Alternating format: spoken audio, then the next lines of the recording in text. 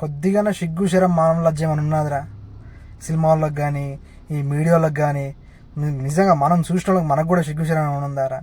ఈ జగదేక వీరుడు అతిలోక సుందరి అనే సినిమా 30 సంవత్సరాలు పూర్తయిందంటే ఇప్పుడు ఏంది పార్ట్ 2 అడుగుతారు. కొద్దిగానే సిగ్గు శరం ఉన్నదిరా మీకు ఏమన్నా? పోయి మొటగుడూరి సినిమా తీసిన ఉంది, నటించిన వాళ్ళు అందరికీ.